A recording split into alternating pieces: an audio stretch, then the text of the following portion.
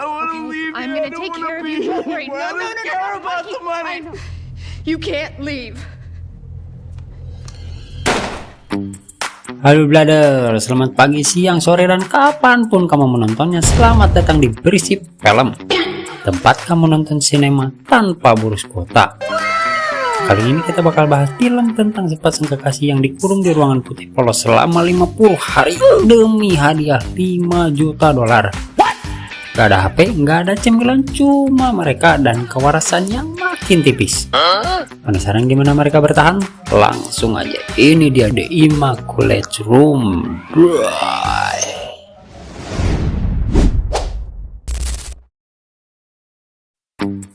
Di awal film kita diperlihatkan sepasang kekasih yang bernama Mike dan Kate yang tiba di sebuah ruangan besar serba putih bernama The Immaculate Room alias ruangan tak bernoda. Begitu masuk, mereka langsung terpana bukan karena ketemu AC bocor, tapi karena desainnya futuristik banget. Kayak rumah masa depan si Doraemon lah gitu. Tanpa buang waktu, mereka pencet tombol untuk memulai tantangan. Misi mereka simple, harus bertahan di ruangan ini selama 50 hari. Gak ada internet, gak ada TV, apalagi seblak tulang. Hadiahnya 5 juta dolar, sekitar 70 miliar won. Tapi kalau salah satu pergi, yang tersisa cuma dapat 1 juta dolar. Jadi harus tahan-tahan meski hati pengen goreng ketan. Awalnya mereka seneng banget, optimis lah kayak anak baru beli buku motivasi gitu. Kate langsung ajak deal-dealan. Mereka sepakat uangnya dibagi dua. Mike sempat mikir kalau ini kode dari Kate buat ngajak nikah. Tapi Kate ngeles, nikah mah gampang cuy, asal abang lamar dulu. Mike senyum-senyum kecut. Waktu ditanya Kate mau dipakai apa duitnya, Mike bilang dia capek mikirin cari duit terus dan pengen bersenang-senang. Cita-cita gilanya terbang keluar angkasa dan ngudut bareng Elon Musk. Sedangkan Kate lebih realistis, pengen investasi sesuatu yang bernilai. Ya kayak deposito, trading, atau beli tanah di Cianjur. Mereka lanjut eksplorasi ruangan. Ada kasur gede, kamar mandi, dan info tentang makanan. Ternyata makanannya dikirim 3 kali sehari. Tapi jangan senang dulu karena bentuknya cairan. Kayak susu bayi dan dengan rasa yang gak jelas. Mike sempat nyium botolnya dan nyeletuk lah, ini mana bodi botolnya flat banget cuy. Selain makanan, mereka juga dikasih pilihan minta bantuan buat ngusir bosan. Tapi gak gratis tentunya. Bantuan pertama motong hadiah 100.000 dolar. Bantuan kedua 250.000 dolar. Bantuan itu isinya acak, tapi katanya sesuai minat pribadi. Yang ngegacha game FF lah gitu. Ada satu aturan penting, kamar mandi cuma boleh dipakai satu orang dalam satu waktu. Kate langsung komentar dong, ya jadi gak bisa mandi romantis dong. Mike cuma nyengir tipis sambil nahan sagne. Setelah mandi, tiap hari mereka dapat baju baru dari tim The Immaculate Room. Yang lama tinggal dimasukin ke tempat cucian dan tim akan ambil secara otomatis. Mike yang penasaran mulai ngembok-ngembok dinding, siapa tahu ada jalan rahasia. Tapi nih, akhirnya mereka mulai jalani rutinitas masing-masing. Lampu bakal otomatis padam pada jam 10 malam dan alarm bunyi jam 7 pagi. Pas mau tidur, kaki Kate kejepret ranjang. Mike refleks mendekat, ngajak enak-enak, aduh. Kenapa poek-poek itu banyak? Tapi Kate nggak mood, beralasan dia curiga ada kamera ngintip. Ya iyalah Bambang, ini eksperimen manusia bukan tempat bulan madu. Esok harinya alarm nyala jam 7 pagi. Kate buka hari dengan afirmasi positif dengan cermin ala-ala Mary Riana. Kamu kuat, kamu hebat, kamu bisa ngalahin 50 hari tanpa nasi padang, katanya ke diri sendiri. Mereka sarapan pakai cairan tadi yang makin lama makin mirip lem Aibon. Mike sempat komentar kalau baju barunya mirip seragam RSJ dan mulai bahas tentang Profesor Foyan, si pembuat ruangan ini. Tanya, si profesor ini orang kaya yang punya ide eksperimen sosial aneh. Dulu dia pernah bikin dokumenter dengan kasih uang banyak ke keluarga miskin untuk lihat apa yang terjadi. Awalnya sih sukses, tapi endingnya dark banget. si ibu nembak ayahnya sendiri karena ketahuan selingkuh, lalu masuk penjara. Anak laki-lakinya hilang dan anak perempuannya ketergantungan narkoboy. Cerita itu bikin Cat parno dong, ini profesor niatnya bantu atau psikopat sih? Itulah pikirnya kira-kira. Hari-hari berlalu, Mike makin gelisah, tiap jam liatin timer countdown terus, kayak nunggu diskonan flash sale Shopee. Sementara itu, Cat lebih chill, sibuk meditasi buat jaga kewarasan. Dia sampai nyuruh Mike buat gak lihat timer terus-terusan, takut makin stres dan halu. Esok harinya, Cat mulai rutinitas seperti biasa, ngomong semangat ke diri sendiri di depan cermin. Sementara Mike udah mulai tampak bete, jadi Cat coba menyemangatinya biar gak makin kayak boneka kehabisan baterai. Biar gak terlalu bosan, mereka mulai ngelakuin hal-hal yang konyol. Dari berdansa, olahraga ringan, sampai joget-joget absurd kayak lagi tiktokan. Tapi lama-lama, aktivitas yang itu-itu aja bikin meditasi Cat pun mulai gak tenang. Rasa bosan makin menjadi-jadi. Di hari ke-27, Mike nemu seekor serangga kecil masuk ke dalam ruangan. Saking kesepiannya, dia mulai temenan sama serangga anjir. Bahkan dikasih makan. Tapi operator langsung memperingatkan kalau makanan cuma buat kontestan. Mike yang emang pecinta binatang jadi kesal dong. Dia ngomong ke kamera bilang mau ngeluarin serangga itu biar bisa hidup bebas. Tapi Cat skeptis, menurutnya kamera itu cuman sensor doang, bukan tim beneran yang ngeliatin. Meski begitu, Mike tetap serius mau nyelamatin si serangga dan nyaris pencet tombol keluar. Cat langsung panik dan larang, soalnya kalau ada yang keluar hadiah bisa anjlok jadi $1 juta saja. Ternyata dari debat ini kita tahu Mike adalah vegetarian sejati, sedangkan Cat justru berpikir makan daging itu wajar. Dia juga nyeletuk kalau banyak orang jadi vegetarian cuma ikut-ikutan tren atau FOMO. Debat mereka sempat panas, tapi akhirnya selesai juga sih. Dan tanpa disadari, tiba-tiba ibu jebuset kaki Cat nginjak serangga pas mau pergi. Ups, dia langsung merasa bersalah. Mike jadi sedih, teman satu-satunya meninggal. Suatu hari, Mike bilang kalau dia pengen ambil bantuan buat ngusir rasa bosan. Cat langsung ngingetin, bantuan pertama bakal ngurangin $100.000. Dan itu diambil dari bagian Mike, bukan Cat. Setelah mikir sejenak, Mike pun setuju. Ternyata bantuannya adalah sebatang krayon hijau. Walaupun kelihatannya receh, Mike ternyata jago gambar loh. Dia langsung coret-coret tembok kayak anak TK. Cat pun tertarik minta dilukis. Bisa jadi ini adalah sesi art terapi teraneh sepanjang masa. Tapi setelah krayonnya habis, Mike kembali ke kasur, lelah fisik dan batin. Allahu Akbar. Cat mengeluh kalau ternyata tugas ini jauh lebih sulit dari yang mereka kira. Mike setuju, tapi mereka saling menyemangati lagi karena udah lebih dari setengah perjalanan, tersisa 20 hari lagi.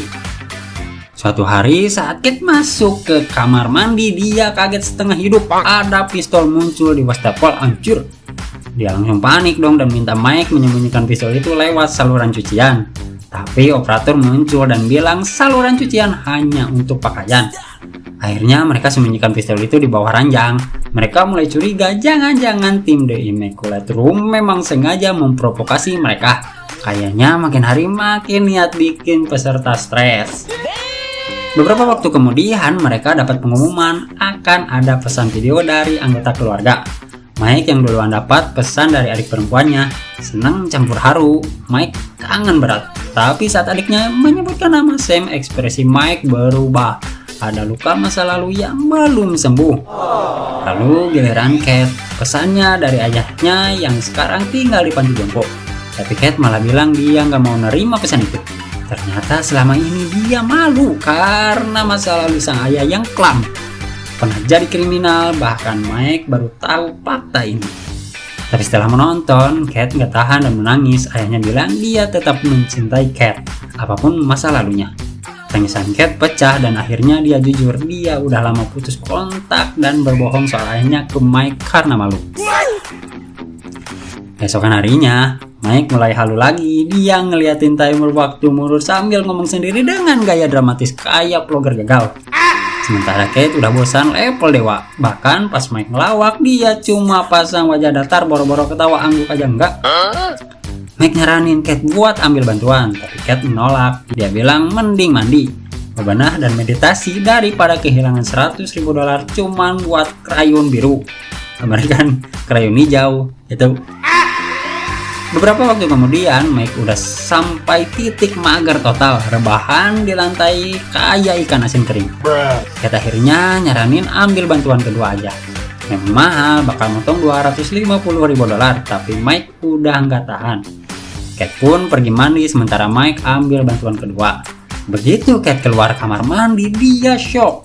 Soalnya bantuan Mike ini adalah jeng jeng jeng, seorang wanita misterius tanpa selai benang dan borok sedikit pun bernama Simon. Skip pamalik. Tong dengan utaranya enggak sarangnya. Cat langsung cemburu campur kaget. Mike buru-buru jelasin, katanya Simon muncul dari pintu bukan dari laci. Tapi tetap aja ini bikin suasana makin awkward dan mungkin makin panas. Simon, wanita misterius yang muncul tanpa busana itu, mengaku nggak tahu apa-apa. Katanya dia cuma aktris bayaran yang disuruh tampil di eksperimen ini, menandatangani banyak perjanjian rahasia, dan ya tampil ala-ala kejutan tak terlupakan gitulah. Tapi Cat gak terima. Dia curiga Simon adalah bagian dari rencana di Immaculate Room buat ngetes hubungan mereka. Kayak prank lah, tapi yang satu ini bisa bikin hubungan bubar. Aja gak prank lah, kia mah aku juga mau dong. Karena gak mau kena pelanggaran aturan, Cat akhirnya nerima kehadiran Simon dengan catatan pakai baju dulu atau kabogoh orang bisa sagne. Waktu Mike terlihat akrab ngobrol bareng Simon, Cat cemburu. Ya wajar sih, cowoknya duduk bareng cewek lain yang dulunya masuk ruangan tanpa selai benang. Akhirnya pas malam tiba, lampu padam. Mike dengan kesatria menawarkan tidur di lantai, biar Simon dan Cat tidur di ranjang. Tapi Cat menolak, katanya udah tidur bareng aja bertiga. Tapi kamu Mike jauhin dikit dari Simon, takutnya ada paku yang nojos. Besok paginya Cat kaget karena nggak lihat Simon. Dia kira Simon udah keluar, tapi ternyata masih ada di kamar mandi. Cat langsung jengkel, mungkin dalam hati mikir udah adus kayaknya ini cewek, aduh. Karena udah gak tahan dengan kondisi yang makin absurd, Cat akhirnya memutuskan untuk mengambil bantuan. Dia dapat sebuah wadah berisi ekstasi. Ya, ini ekstasi asli, ini mah bukan tramadol. Simon yang kelihatan udah ahli soal beginian langsung minum. Cat pun ikut-ikutan. Mike awalnya ragu tapi akhirnya ikutan juga. Dan dimulailah pesta halusinasi mereka bertiga. Tawa, imajinasi liar, semuanya terasa menyenangkan sampai semuanya mulai berubah. Mike tiba-tiba berhalusinasi melihat cairan hitam memenuhi tempat tidurnya. Cairan itu makin banyak dan dia merasa tenggelam. Dalam delusi itu, dia melihat adik laki-lakinya Sam terlihat jatuh ke kolam dalam dan gak ada yang nolong. Mike panik dan langsung terbangun dari mimpi buruknya. Dengan napas ngos-ngosan, Mike akhirnya nyerah. Dia bilang ke Cat mereka nggak seharusnya ada di ruangan ini. Simon yang kebingungan nanya, emangnya kenapa? Cat pun menjelaskan soal Sam, adik Mike, yang dulunya tenggelam waktu Mike tinggal sebentar. Malam harinya, Mike gak bisa tidur. Dia ngobrol lagi sama Simon yang juga lagi begadang. Simon cerita kalau dia juga pernah kehilangan orang terkasih. Obrolan mereka jadi dalam banget. Mike mulai menyadari mungkin yang nyata di dunia ini cuma cinta. Uang bisa habis, krayon bisa patah, tapi cinta ya walau kadang bisa juga putus sih. Cat bangun dari tidurnya dan mendapati mereka lagi ngobrol, dan kebetulan abang film mereka saling pegangan tangan. Cemburu Cat udah nyampe ubun-ubun, dia langsung marah ke Simon. Mike coba jelasin, tapi Cat terlanjur emosi. Suasana memanas sampai akhirnya mereka bertiga ribut walau gak jambak-jambakan. Besok paginya, Cat melihat Simon gak ada lagi. Awalnya dia pikir Simon masih di kamar mandi. Tapi setelah ngeduk dan gak ada jawaban, ternyata Simon udah benar-benar pergi. Namun, hal yang bikin Cat makin jengkel adalah tulisan di dinding kamar mandi yang ditinggal Simon. Biasanya mungkin kira-kira seperti ini. Terima kasih untuk pengalaman anu-anu terbaik dalam hidupku. Waduh, ajib. Anu-anu, Cat langsung panik dong. Dia marah besar ke Mike, menuduh dia udah selingkuh. Mike coba membela diri, bilang itu gak benar. Tapi Cat makin tersulut dan akhirnya mendorong Mike sampai kepalanya terbentur berdarah dan berdarah beleduk. Cat langsung panik dan merasa bersalah. Mike yang terluka nanya, apa aku pernah gak setia? Aku udah ngelakuin semuanya buat kamu. Dia lalu bilang mau keluar, dia butuh dokter. Setelah berseteru, Mike mulai curiga, kamu cuma pengen duitnya ya? Katanya ke Cat. Cat membela diri tapi akhirnya Mike memutuskan mau keluar. sendiri atau bareng Cat. Dia sadar ruangan ini bukan sekedar tempat uji coba, tapi cermin besar yang nunjukin siapa mereka sebenarnya. Cat panik, dia ambil pistol yang dulu mereka sembunyikan dan menodong Mike. Katanya, aku cuma realistis sih, duit 5 juta itu nyata, tapi Mike tetap jalan. Lalu Cat menembakkan pistol ke atas, peringatan, tapi Mike lempeng baik. Akhirnya Mike pencet tombol dan keluar, hadiah pun turun ke $1 juta, sementara Cat terbaring lemas sendirian di ruangan itu. Hari demi hari berlalu, Cat tetap bertahan meski dalam kondisi hampa dan kecewa. Sampai suatu hari dia menemukan tulisan dari Mike di dinding tentang kenangan mereka pertama kali ketemu di taman. Tersisa 2 hari, tapi Cat udah benar-benar kelelahan. Akhirnya dia mendekati tombol pintu. Waktu berlalu, di luar ruangan Mike terlihat sedang jogging. Di tengah jalan, dia bertemu Cat yang baru pulang dari panti jompo tempat ayahnya tinggal. Ternyata sekarang mereka udah gak pacaran, tapi mereka tetap saling minta maaf dan ngobrol seperti teman lama. Mereka lalu pergi bareng naik mobil baru milik Cat. Mike penasaran, berarti kamu dapat duitnya dong? Tapi Cat gak jawab, cuman tersenyum sambil ganti topi. Kamera langsung menyorot dapur panti jompo yang baru direnovasi berkat donasi dari penyumbang anonim. Ya, kita tahu lah itu semua.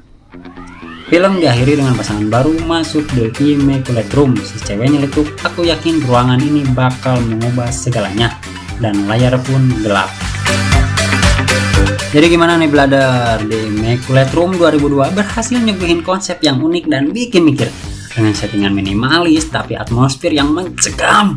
Film ini berhasil menunjukkan betapa rapuhnya manusia kalau dikurung terlalu lama, bahkan sama orang yang katanya paling dicinta. Rating dari berisi film 7,5 dari 10 Krayon Hijau.